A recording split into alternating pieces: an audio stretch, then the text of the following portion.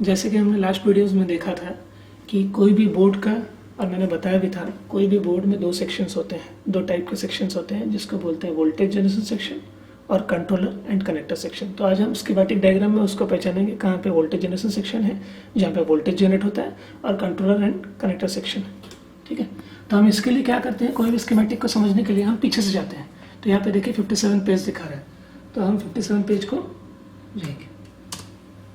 ठीक है, तो ये कोई काम का नहीं है। ठीक है, ये भी नहीं, मैं आपको बता रहा हूँ, ये आपका पावर स्टेट है, डिटेल है, जो हम बाद में देखेंगे। ये भी कोई काम का नहीं। यहाँ से आप देख सकते हैं, ये पेज जो है ये है सीपीयू का वोल्टेज जनरेशन सेक्शन। ठीक है, जो कि 3 कोर वोल्टेज होता है इसका, 1 2 3। ठीक है, ये 3rd नंबर है। ये थोड़ा कॉम्प्लिकेटेड होता है देखने से। देखिए आप पेज के नीचे आप देखेंगे तो आपको दिखेगा, यहाँ पे देखिए ध्यान से, यहाँ पे देखिए सीपीयू कोर लिखा हुआ है। ठीक है, मैं आपको बड़ा करके दिखा सकता हूँ। तो आप कोई भी पेज के कोने में जाके देख सकते हैं उसका डिटेल क्या है। ठीक है, तो इस आईसी के बारे में हम बाद में इसका डिटेल जानेंगे। ये वो इसका मेन कंट्रोलर आईसी होता है, जो वोल्टेज को एक्चुअली पीडब्ल्यू आईसी इसको बोलते हैं, पल्स विड्थ मॉड्यूलेशन। उसके बारे में हम बाद में पढ़ेंगे, उसका मतलब क्या होता है। ठीक है, और ये सपोर्टेड कंपोनेंट होता है, ये इसका आउटपुट होता है।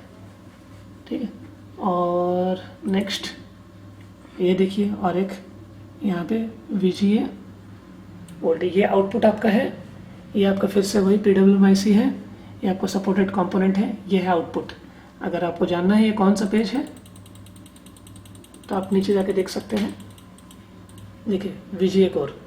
ठीक है, आप अगर ग्राफिक्स होगा इस बोर्ड में तो ये सेक्शन काम कर रहा होगा, अगर ग्राफिक्स नहीं होगा तो नहीं करेगा।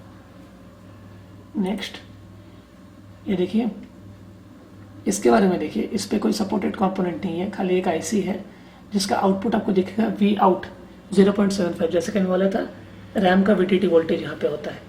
ठीक है, जिसका इनपुट है 1.5 वोल्ट, Vin दिया हुआ है, और बाकी सारे इनपुट वोल्टेजेस यहाँ पे देखिए। और एक है यहाँ पे 1.05 Vs, 1.05 मतलब आपका PCH का आउटपुट वोल्टेज।